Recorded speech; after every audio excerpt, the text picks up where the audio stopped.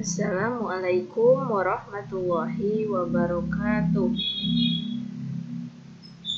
Perkenalkan, nama saya Cici Juarsi. Saya mengajar pelajaran kimia di SMA Negeri 1 Sumberjaya. Adapun video materi pembelajaran atau bahan ajar kali ini adalah mengenai kereaktifan dari unsur halogen.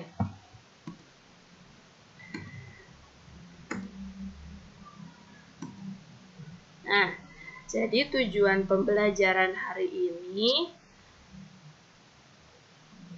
diharapkan siswa dapat menentukan kereaktifan dari unsur halogen dan timbul sikap yang aktif melalui keterampilan berkomunikasi seperti bertanya atau menjawab. Baik, sebelumnya ada yang masih ingat di manakah letak unsur halogen? Nah, dalam sistem periodik unsur, halogen itu terletak di golongan 7A, yang mana unsur-unsur halogen itu adalah fluorin, Cl klorin, Br bromin, I iodin, At astatin. Bagaimana sifat periodik dari unsur halogen? Nah, kita tinjau dulu dari sifat jari-jari atomnya. Untuk jari-jari atom dalam satu golongan dari atas ke bawah, ternyata jari-jarinya semakin besar karena jumlah kulitnya dari atas ke bawah makin bertambah. Jadi jarak dari inti atom ke kulit terluar itu semakin panjang atau besar. Sedangkan keelektronegatifan berkebalikan dengan jari-jari atom.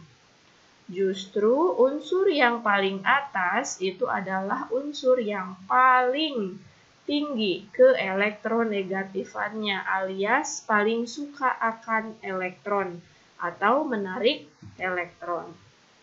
Nah, ini ada tabel data keelektronegatifan.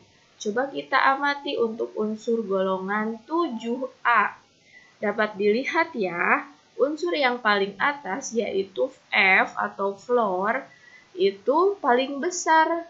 Angka keelektronegatifannya adalah 4,0. Makin ke bawah jadi 3, 2,8, 2,5 makin menurun ya. Jadi yang paling atas itu adalah unsur yang sangat suka menarik elektron. Kemudian kegunaan dari unsur halogen, salah satunya digunakan sebagai lampu halogen. Lampu halogen itu sebagai lampu penerangan utama dalam produk otomotif. Dengan konsumsi daya yang sama, cahaya yang dihasilkan lampu halogen lebih terang dan lebih awet dibanding lampu biasa. Secara kimia, gas halogen akan bereaksi dengan uap tungsten yang kemudian menghasilkan halida tungsten. Begitu penampakan dari lampu halogen. Nah, setelah memahami kegunaan dari unsur halogen, sekarang kita mulai mempelajari tadi kereaktifan dari unsur halogen. Baik fluor maupun klor dapat membantu reaksi pembakaran dengan cara yang sama seperti oksigen. Hidrogen dan logam-logam aktif terbakar dalam salah satu gas tersebut dengan membebaskan panas dan cahaya. Bahan-bahan yang biasa termasuk kayu dan beberapa plastik akan menyala dengan adanya gas klor. Namun gas klor tidak dapat menyalakan bahan-bahan tersebut di atmosfer, apalagi dengan bromin dan iodin tidak dapat membantu reaksi pembakaran. Nah, diharapkan berdasarkan artikel ini, siswa dapat bertanya, kenapa ya gas fluor bisa menggantikan gas oksigen agar terjadi reaksi pembakaran, tapi dari klor sampai dengan iodin itu tidak bisa bereaksi. Berarti itu kan berhubungan dengan kereaktifan, begitu.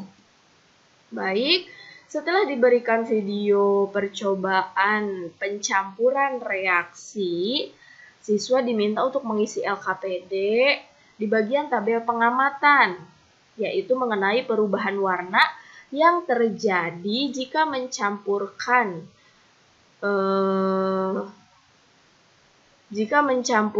Cl2 misalnya dengan NaBr, jadi mencampurkan unsur bebas dengan ionnya. Mana yang terjadi reaksi, mana yang tidak. Indikator terjadi reaksi kimia jika terjadi perubahan warna. Kalau warnanya tidak berubah, artinya tidak mengalami reaksi kimia. Nah, dari hasil tabel pengamatan diharapkan siswa dapat menuliskan persamaan reaksinya. Jika tidak terjadi reaksi, berarti warnanya tidak mengalami perubahan. Ternyata dapat menemukan keteraturan atau pola dari tabel pengamatan tadi. Polanya seperti ini. Sehingga dapat disimpulkan bahwa reaksi antar halogen, rumus umumnya X2 tambah 2Y- itu akan bereaksi menghasilkan produk 2X- dengan Y2. Dengan syarat ya X2-nya itu sebagai oksidator, Y-nya sebagai reduktor. Ya, oksidator itu artinya daya oksidasinya bagaimana dan daya reduksinya bagaimana. Ya, ini dapat dilihat bahwa yang paling reaktif itu adalah unsur halogen yang ada di posisi paling atas dalam satu golongan. Jadi dari atas ke bawah kereaktifannya semakin kecil. Artinya daya reduksinya dari atas ke bawah makin kecil, daya oksidasinya berkebalikan, daya oksidasinya dari atas ke bawah makin kecil, kalau reduksinya semakin besar, begitu ya. Nah, setelah ini saya biasanya memberikan kuis kepada siswa-siswi untuk bisa mengecek pemahaman mereka tentang apa yang sudah diberikan materi yang saya berikan di kelas, begitu. Demikian materi bahan ajar tentang kereaktifan unsur halogen. Semoga bisa bermanfaat. Saya akhiri. Wassalamualaikum warahmatullahi wabarakatuh.